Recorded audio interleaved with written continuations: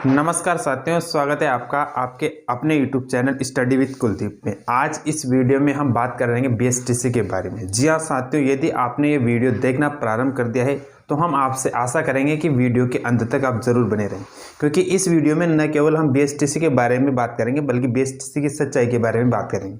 वर्तमान समय में बीएसटीसी का कितना महत्व है, कितना सिग्निफिकेंस है, इस बारे में हम अच्छे से चर्चा करेंगे। और इन फ्यूचर बीएसटीसी में जाने वाले स्टूडेंट्स को क्या करना चाहिए। यदि आप अभी भी बीएसटीसी का मानस आगे पीछे हो रहा है, आप सोच रहे हैं कि हम काउंसलिंग कराएं या न कराएं, हमारे तो केवल 250 या 260 या 300 से नीचे ही नंबर है, तो क्या हमें काउंसलिंग कराना चाहिए या नहीं कराना चाहिए, या फिर हमें बीएसटीसी का मानस छोड़ करके प्राइवेट या रेगुलर बीए करके बीएड की ओर जाना चाहिए। जो भी जानकारी होगी बीएसटीसी से रिलेटेड है, बीएसटीसी में कितने मार्क्स तक आपको कॉलेज मिलने की संभावना है, इस बारे में बात हो, जितनी भी जानकारी होगी इस वीडियो में हम आपको कंप्लीट जानकारी देने वाले हैं। तो यदि आप हमारे इस यूट्यूब चैनल पर नए हैं तो पहले चैनल को सब्सक्राइब कर लीजिए और बेल आइकन को प्रेस कर लीजिए। चलिए साथियों, बिना देरी की वीडियो को स्टार्ट करते हैं। सबसे पहले हम बात करते हैं बीएसटीसी 2023 के बारे में। ठीक है साथियों, जो अभी बीएसटीसी 2023 के लिए जो एडमिशन स्टार्ट हो गए हैं, ठीक है साथियों, अपन इसे बात करें तो टोटल राजस्थान में जो कॉलेज हो 377 कॉलेजेस है टोटल ऑल राजस्थान में, इनमें बीएसटीसी होती है। और टोटल सीट की बात करें तो 26,000 अर्थात 26,000 टोटल सीट्स होती है जिन पर बीएसटीसी होती है, प्री डीएलएड होती है। ठीक है साथियों, एग्जाम कंडक्ट होता 28 अगस्त 2023 को। ठीक है, एग्जाम का पैटर्न आपने देख लिया, कितना इजी है कितना कठिन रहा था। लगभग औसत लेवल का हम कहें एग्जाम को तो ज़्यादा बुरी बात नहीं होगी, क्योंकि ज़्यादा डिफिकल्टी भी नहीं था तो ज़्यादा इजी भी नहीं था। उसके बारे में हम बात करेंगे। अब आगे की काउंसलिंग कराएं या न करें, अर्थात कितने मार्क्स वालों को काउंसलिंग करवानी चाहिए और कितने मार्क्स वालों को नहीं करवानी चाहिए, आगामी परीक्षा की या फिर किसी कंपटीशन की तैयारी में लग जाना चाहिए।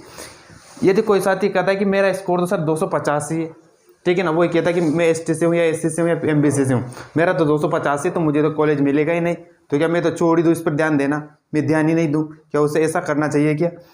मेल के लिए क्या सिग्निफिकेंस है तो फीमेल के लिए क्या सिग्निफिकेंस है। इस बीएसटीसी में मेल और फीमेल दोनों में बहुत डिफरेंस होता है। हम बात करेंगे कि महिलाओं के लिए क्या चीज़ें स्पेशल है और मेल के लिए क्या चीज़ें स्पेशल, उस बारे में बात करें। उसके बाद में बात करेंगे फीस की, किसमें फीस कितनी लगती है, फीस रिफंड होती नहीं होती, कितनी इजी वे में फीस रिफंड हो जाती है, वो संपूर्ण जानकारी इस वीडियो में हम चर्चा करेंगे। और लास्ट में बात करेंगे कि general, EWS, OBC, MBC, ST, SC की कट ऑफ कितनी रह सकती है। इसमें बहुत ही ज़्यादा डिफरेंस देखने को मिल भी सकता है आपको। ठीक है साथियों, तो सबसे पहले अपन बात करते हैं इसमें कि काउंसलिंग कराएं या नहीं कराएं। तो मैं आपको बता दूं, यदि आप किसी भी कैटेगरी से हो और किसी भी कैटेगरी से हो तो आपको काउंसलिंग तो कराना ही चाहिए। यदि आपके 250 प्लस भी नंबर, अर्थात 250 प्लस के आसपास 270, 80 या 300 के डाउन तक भी है तो आपको काउंसलिंग तो करानी ही चाहिए। वो इसलिए करानी चाहिए क्योंकि आपको अच्छी तरह पता होगा, नहीं हो तो मैं बता दूं कि आपको काउंसलिंग की जितनी भी आपको फीस लगेगी वो फीस आपको रिफंड मिल जाएगी यदि आपको कॉलेज नहीं मिला तो आपको, यदि आपके मिनिमम नंबर भी है तो आपको काउंसलिंग तो करानी ही चाहिए। ठीक है साथियों, भले कॉलेज मिले या ना मिले, लेकिन निश्चित रूप से आपको काउंसलिंग करानी चाहिए, क्योंकि काउंसलिंग कराने में किसी प्रकार की कोई दिक्कत नहीं होगी। उसके बाद में बात करें अपन मेल और फीमेल का, इसमें क्या डिफरेंस होता है। देखो इसमें क्या होता है कि मोस्टली जैसे कि गर्ल्स है, कई सारी ने अच्छे नंबर भी ले, कोई कम नंबर भी लेके आई है, तो इसमें होता ये है कि जो गर्ल्स होती है वो फर्स्ट के अपने जो नियरेस्ट कॉलेजेस होते हैं उनको फिल कर देते कि मिलेगा तो हम करेंगे, नहीं मिलेगा तो नहीं करेंगे।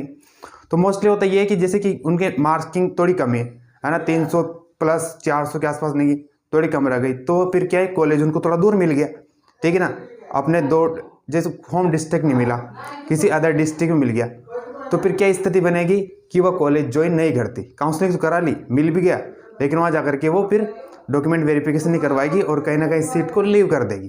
तो फिर आपको पता है इसमें अपवर्ड वगैरह का बहुत सिस्टम होता है, सेकंड लिस्ट और थर्ड लिस्ट निकलती, वो इसलिए निकलती क्योंकि ज़्यादातर जो लेडीज़ होती है, लड़कियाँ होती, उनको कॉलेज तो मिल जाता है, पढ़ के अच्छी मार्किंग तो कर लेती, परंतु कॉलेज ज्वाइन नहीं करती, फिर बाद में सेकंड लिस्ट निकलती, उसी प्रकार से थर्ड लिस्ट निकलती। तो इसमें क्या होता है कि फर्स्ट में तो ये होता है कि फर्स्ट लिस्ट में जैसे किसी के 380, 390, 400 इसके आसपास यदि आपके मार्क के नंबर होंगे तो आपको कॉलेज मिल जाएगा, और यदि नहीं होंगे तो आपको नहीं मिलेगा।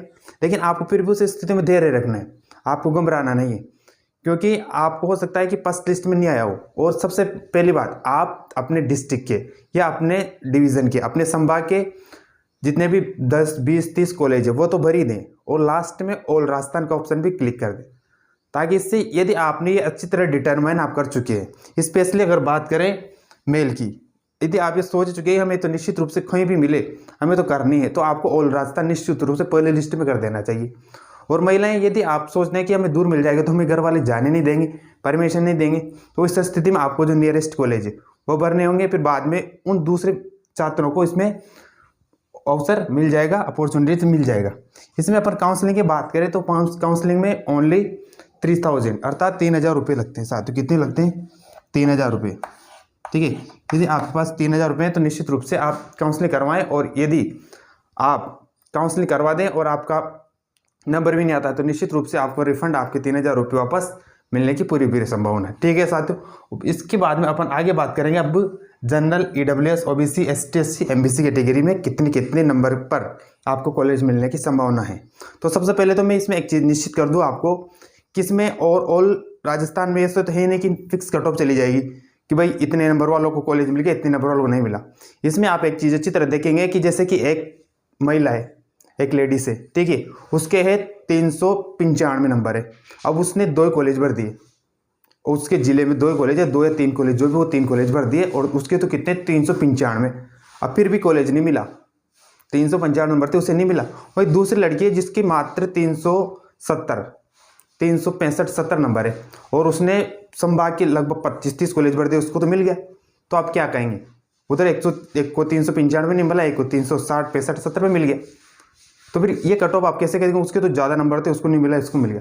तो इसमें ऐसा औसतन आंकड़ा होता नहीं है कि आपको इतनी कट ऑफ जाएगी, इसमें इतनी कट ऑफ जाएगी। फिर भी एक औसतन अपन देखते हैं कि मोस्टली जिसको भी मिलता है वो सब कॉलेज ज्वाइन करते ही हैं। रेयर केस में ऐसा होता है कि आपको कॉलेज ही मिल जाए और आप वहाँ पर डॉक्यूमेंट वेरिफिकेशन नहीं कराएं और कॉलेज को लीव कर दें, ऐसी कम संभावना रहती। तो फिर भी अपनी ओर से जो एक औसतन आइडिया हमने लगाया है कि इतने मार्क तो, इतने नंबर तो आपके होने ही चाहिए ताकि आपको कॉलेज मिलने की संभावना। उससे यदि आपके 5-7 नंबर ऊपर नीचे तो भी आपकी पूरी संभावना बन सकती है कॉलेज मिलने की। ठीक है साथियों, तो सबसे पहले अपन बात करेंगे जनरल कैटेगरी। तो जनरल कैटेगरी में देखिए साथियों, लगभग आप अच्छी तरह मान के चलिए कि 400, ठीक है, क्योंकि इस बार कंपटीशन ज़्यादा है। आज इंसान राजस्थान से बेस्ट से करने के लिए पुरजोर तैयारी करते हैं, अच्छे स्ट्रगल करते हैं, और जिस स्थिति में अच्छी मेहनत करने के बावजूद भी उनको कॉलेज नहीं मिलता, तो आपको पता है MP, UP, हरियाणा जाने कहाँ से BST से करके राजस्थान में जॉब लगने के लिए आ जाते हैं। तो निश्चित रूप से ओवरऑल हर कैटेगरी में बंदा पढ़ने वाला होता है। तो यदि जनरल कैटेगरी कोई स्टूडेंट है तो 400 प्लस मार्क्स तो उसके होने ही चाहिए साथियों। कितने प्लस होने चाहिए?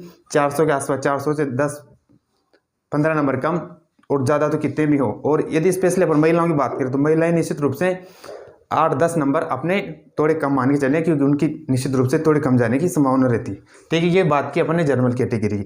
जनरल कैटेगरी में 400 या फिर 390 तक, ठीक है ना, 10 कम नीचे हो सकता है। उसके बाद में अपन बात करते हैं OBC कैटेगरी। तो OBC कैटेगरी में और जनरल कैटेगरी आप जानते हैं ज़्यादा डिफरेंस होता नहीं, तो लगभग फिर भी अपन मानते हैं कि इसमें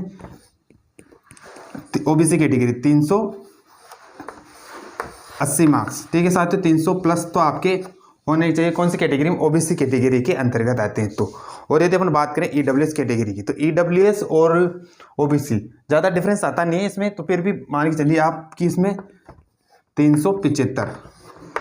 यदि आप EWS कैटेगरी का रिजर्वेशन गेन करते हैं, प्राप्त करते हैं, तो निश्चित रूप से अगर आपके 375 तक भी है तो ये फर्स्ट में, सेकंड लिस्ट में तो निश्चित रूप से इससे भी कम जाने की संभावना रहती है। या अपन फर्स्ट लिस्ट की बात करते हैं, फर्स्ट लिस्ट में इतने जिनके मार्क्स बने हुए तो उनका निश्चित रूप से उनको कॉलेज मिलने वाला है। और फिर यदि आप वेट करेंगे कि सेकंड लिस्ट आती है, थर्ड लिस्ट आती है, निश्चित रूप से इससे फिर 20 नंबर तक भी टूटने की संभावना रहती है कि 15-20 नंबर भी नीचे आ जाए तो वहाँ तक भी आपको कॉलेज मिलने की संभावना है। जैसे कि अगर कोई जनरल कैटेगरी का है, अब उसको फर्स्ट लिस्ट में नहीं आता है, तो निश्चित रूप से अगर उसके 380 हैं तो पॉसिबिलिटी बनती है कि थर्ड लिस्ट तक उसका नंबर आ जाए, उसको कॉलेज मिल जाए, ठीक है, और कॉलेज में रिपोर्टिंग करवा सकता है। उसके बाद में अपन SC कैटेगरी की बात करते हैं साथियों कि SC कैटेगरी में कितना, तो SC कैटेगरी आप मान के चलिए लगभग 350, ठीक है साथियों। यदि आपके 350 अंक प्राप्त किए हैं आपने 600 में से, 350 प्लस तो होने चाहिए, इससे ज़्यादा कम तो नहीं चल सकते साथियों, क्योंकि फिर बहुत कम संभावना बन जाती है। यदि आपको मिलेगा उसे तो काफ़ी ज़्यादा दूर मिल सकता है, ठीक है। तो मिनिमम आप मान के चलिए 350, या फिर आप थर्ड लिस्ट तक वेट करते हैं कि नहीं हम तो ऑल राजस्थान और थर्ड लिस्ट तक कैसे भी करके कॉलेज चाहिए ही चाहिए, कॉलेज मिलना ही चाहिए, हमें तो BSTC करनी ही है। तो उस स्थिति में आप 340 तक भी यदि हैं तो फिर आपको 340 तक भी फाइनल लिस्ट तक जाते जाते कॉलेज मिलने की संभावना बन जाती, पर बाकी रेयर केस हो जाता है वहाँ पे जाते जाते। उसके बाद में अपन बात करते हैं साथियों ST कैटेगरी की। ST कैटेगरी में कितने मार्क्स तक मिल सकता है। तो ST कैटेगरी में आप 15 नंबर और कम कर लीजिए, ठीक है, अर्थात 335 तक। यदि कोई साथी है 335 अंक भी यदि उसने प्री इस एग्जाम में प्राप्त किया है तो निश्चित रूप से उनको कॉलेज मिल सकता है सेकंड लिस्ट तक भी, ठीक है। उसके बाद में अपन बात करते हैं लास्ट में MBC कैटेगरी कि MBC कैटेगरी में कितने मार्क्स तक मिल सकता है। तो 370 कितने नंबर साथियों, यदि आपने 370 नंबर प्राप्त किए हैं इस एग्जाम में तो निश्चित रूप से आपको कॉलेज मिलने की संभावना रहती, ठीक है साथियों। यदि अपने BSTC की कट ऑफ और BSTC संबंधित हमने डिस्कस किया है। लास्ट में एक चीज़ आपको और बता दूं कि निश्चित रूप से आपने डिफरेंस अच्छी तरह देख लिया B.Ed वर्सेस BSTC। अभी जो सुप्रीम कोर्ट ने डिसीजन दिया है BSTC के फेवर में दिया है, आपको मालूम है जो इनका रिजर्व कोटा है वो इन्हीं को मिलेगा। B.Ed वाले इधर अपना हक नहीं ले सकते, चाहे इनके पास B.Ed वालों के पास में ज़्यादा योग्यता है फिर भी BSTC में नहीं आ सकते, इनका एक निश्चित कोटा रहेगा। तो आप अच्छी तरह देखते हैं तो निश्चित रूप से आप जो भी समझ रहे हैं बिल्कुल सही समझ रहे हैं। आपको BSTC में किसी भी हाल में सेकंड लिस्ट थर्ड लिस्ट तक अपना एडमिशन लेना है, कॉलेज रिपोर्टिंग करानी है और निश्चित रूप से आपको 2 ईयर की BSTC कंप्लीट करनी है। और यदि एक बात मैं आपको और बता दूं, इसमें कई बार क्या होता है कि जैसे कई सारे जो स्टूडेंट्स होते हैं जैसे साइंस मैथ के स्टूडेंट है वो भी अपनी 11-12 की जो साइंस पढ़ी हुई होती है उसको छोड़ करके BSTC में आ जाते हैं और 2 साल BSTC फिर प्री की तैयारी फिर मेंस की तैयारी और अपना जो BSc का करियर होता है कहीं ना कहीं उसको लीव कर देते हैं, छोड़ देते हैं और इधर आ जाते हैं। तो यदि आप हाईली इंटेलेक्चुअल हैं, इंटेलिजेंट है, आपको खुद पर बिलीव है तो मैं फिर ये भी कहूँगा कि आपको निश्चित रूप से BSTC में आने की आवश्यकता नहीं है। आप अपना करियर हायर एजुकेशन में बनाएं। निश्चित रूप से आपको प्राइवेट या रेगुलर जिसे आप करना चाहते हैं प्रॉपर BSc आपको करनी चाहिए। BSc के बाद MSc या B.Ed करके आप जैसे भी net college lecturer first grade करते हैं तो निश्चित रूप से आपको उधर भी पूरी संभावना है कि आपको सक्सेस मिले। ये उस स्थिति में करना ही जब आपका इंटरेस्ट हो साइंस मैथ में निश्चित रूप से, तो आपको उसी सेक्टर में जाना चाहिए।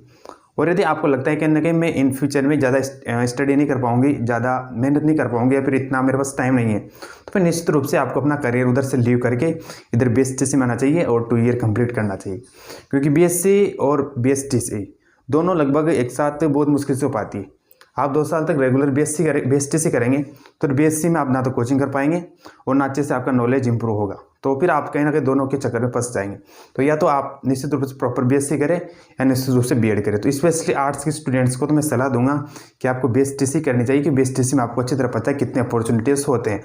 अभी हाल ही में अपन देखें 2 वैकेंसीज कंप्लीट करवा दी, वहीं B.Ed वालों कितने बुरे हाल हुए हैं। लगभग 2 वैकेंसी में भी जो एक वैकेंसी बड़ी मुश्किल से उसमें कितनी दाखिलियाँ करवाई और बड़ी मुश्किल से बहुत हाई कट ऑफ की, मतलब बहुत ही ज़्यादा बुरे हाल हुआ है B.Ed वालों का, आप समझ सकते हैं। तो आर्ट्स में है तो निश्चित रूप से BSTC करनी चाहिए, यही मैं बात कहूँगा।